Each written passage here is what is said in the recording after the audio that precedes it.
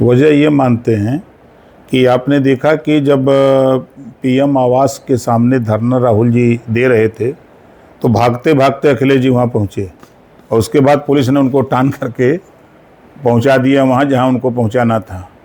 पहली बार मैंने देखा कि सत्ता के अहंकार में एसपी घुटने पर उनके सामने बैठता था। और पहली बार मैंने देखा गाड़ी में ड्राइवर को कह रहे हैं कि चालक महोदय, चालक जी कहाँ ले जा रहे हैं।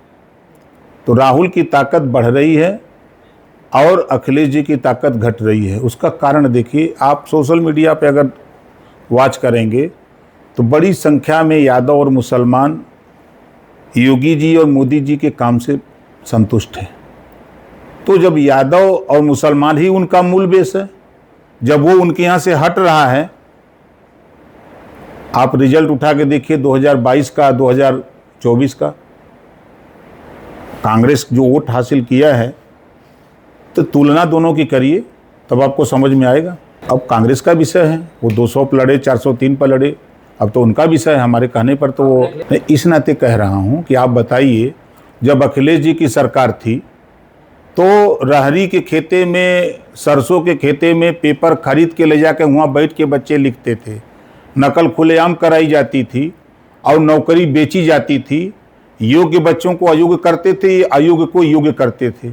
और ऐसे लोग जो है पेपर लीक की बात कर रहे हों, उनकी सरकार में कितने पेपर, तो लीक की तो बात छोड़ दीजिए, पेपर खुलेआम बिक रहे थे। और अब ये नाते नहीं चलने दे रहे हैं सरकार, ये सदन, ये लोग। इस नाते मैंने भी कहा अखिलेश जी से कि राहुल को समझाओ, नहीं तो कलई खुल जाएगी दोनों की। सदन चलने दो, पूरा देश देख रहा है कि आप सदन क्यों नहीं चलने दे रहे हो। आप चाहते हो कि फिर जो अयोग्य हैं उन्हीं को भर्ती किया जाए, उन्हीं को नौकरी दिया जाए। योगी जी के राज में तो सरकारी 9 लाख नौकरी दी गई, कोई बच्चा पैसा रिश्वत नहीं दिया है। इस नाते अखिलेश जी को मैं सलाह दे रहा हूँ कि जो गुरु चेला बने हो, गुरु चेला सदन चलाओ, और नहीं तो फिर देश से जाओ। क्यों जाएंगे अखिलेश जी? अखिलेश जी तो जानते हैं कि जितने मुसलमान हैं सब हमारे गुलाम हैं, जितने विधायक सांसद हैं सब मुसलमान उनके गुलाम हैं। कोई भी किसी जाति का सांसद विधायक, उसकी औकात नहीं है कि अखिलेश के सामने बोल दे। क्यों जाएंगे? आप लोग पीछे पीछे भागते हो, खुदा उसी की मदद करता है जो खुद अपनी मदद के लिए तैयार होता है। आप उम्मीद करते हो जो अखिलेश जी से आप खड़े हो, मुसलमान को घेरो, खबरदार। ये कभी नहीं जाएंगे अखिलेश जी। ये खाली छटपटा रहे कि मुख्यमंत्री बन जाएं और नौकरी जो है हम बेचें, रुपया कमाएं, यही इनका काम है। समाजवादी पार्टी ने आजम खां के विरुद्ध पैसा सरकारी लगा करके भवन बनवाया, जमीन सरकारी है। जब आप मुख्यमंत्री थे, पूरा पावर आपके पास था, तो जो सरकारी जमीन है उस जमीन को यूनिवर्सिटी के नाम क्यों नहीं किया? ये हमारा पहला सवाल अखिलेश यादव जी से है और आजम खां जी से भी है कि आपने उस घमंड में आपने अखिलेश से क्यों नहीं करवाया कि सरकारी जमीन यूनिवर्सिटी के नाम करो। और नक्शा सरकार आपकी है, आप जिला पंचायत से नक्शा पास कराते, नगर निगम से नक्शा पास कराते, आज कोई उंगली नहीं उठाता।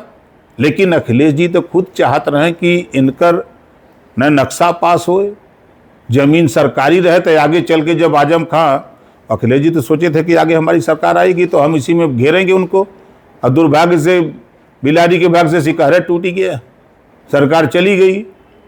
अब सरकार कह रही है कि भाई आप हमको दिखाओ नक्शा, अगर पास कराए तो दिखाओ। भाई रोक लगा दिया है, लेकिन कई दिन रोक रही, रोक कई दिन सरकारी जमीन पर बिना नक्शे का आप बना लिए हो तो रोक कई दिन रहेगी कमिश्नर की। काकरोच वाले का बयान मैं सुन रहा हूँ, हम भी सुन रहे हैं। अभिजीत का बयान मैंने सुना है सोशल मीडिया पर, फेसबुक पर। वो कहा है कि छात्रों के आंदोलन में कुछ अराजक तत्व घुस गए थे। जब वहाँ नेताओं का प्रवेश हुआ तो नेताओं के साथ अराजक तत्व गए। वही अराजक तत्व पुलिस पर पत्थरबाजी और प्रहार किए, जिससे पुलिस ने लाठीचार्ज किया। तो जो नेता गए कि हम छात्रों के साथ हैं, और जब पुलिस ने लाठीचार्ज किया तो पतली गली पकड़ के भाग गए सब नेता। इन लोगों को खड़ा होना चाहिए, खबरदार लाठीचार्ज मत करो। तो ये लोग अब कुछ उपद्रवियों को लेके गए थे, इन लोगों की मंशा थी सरकार को बदनाम करने का, सरकार को कटघरे में खड़ा करने का। क्या जरूरत थी वहां जाने की? अगर गए तो वहां क्यों नहीं रुके? भाग क्यों गए तुम लोग भाई? डिम्पल जी को मैंने देखा कि संझा के जो तो पट्टी बांध के दिखावत रहे टीवी पर, और सवेरे सही हो गल घाव, इतना तगड़ा घाव लगल लग सवेरे सही हो गया। असल में नकलिया करावा वाला, पेपर लीक करावा वाला ये नहीं लोगन के जब आने का सब आदमी हैं। ये सोच रहे हैं कि अगर बाई दबे हम लोगों की सरकार आएगी तो फिर तो कानून बन जाएगा, तो फिर पालन करना पड़ेगा, इस नाते ये विरोध कर रहे हैं। अगर ये वास्तव में पेपर लीक न हो उसके हिमायती हैं तो इन लोगों को सदन में उस बिल को पास करने के लिए खड़ा होना चाहिए था, लेकिन ये भाग रहे हैं। इस नाते भाग रहे हैं कि ये लोग नकल करके पास होने वाले लोग हैं। भारत में रहना है तो वंदे मातरम कहना है, नहीं तो विदेश जाके रहना है। कभी कभी एक छोटी सी विजिट एक बड़ी सी तब्दीली ले आती है, लेकिन हर घर में कुछ छोटी कमियां छुपी होती हैं, जैसे ये सीलन जो पुरानी लकड़ी की खिड़की से आती है, और बाहर का शोर वो तो बातें भी रुकवा देता है। बस एक फिक्स और सब कुछ बदल जाता है। ग्रीन प्लास्ट की प्रीमियम यूपीवीसी विंडोज, ना सीलन ना शोर, सिर्फ सुकून। वेदर रेजिस्टेंट डिजाइन जो हर मौसम में सालों तक साथ निभाए। एक्सीलेंट थर्मल इंसुलेशन ताकि घर रहे ज्यादा कंफर्टेबल और energy efficient. Low maintenance finish, ना बार बार पेंट की जरूरत, ना एक्स्ट्रा झंझट। Green प्लास्ट UPVC Windows, leading and trusted manufacturers of UPVC and doors.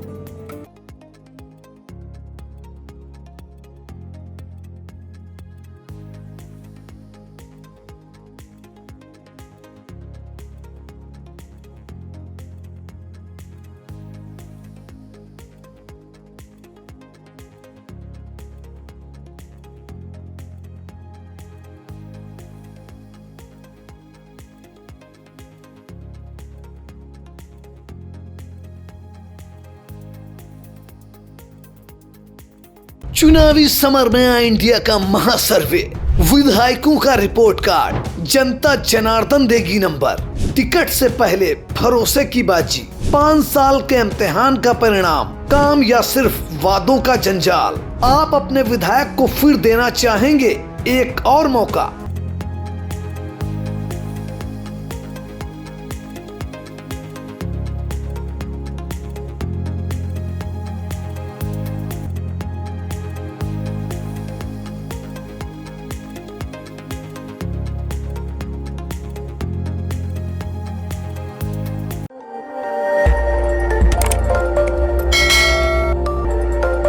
खबर आपकी, नजर हमारी।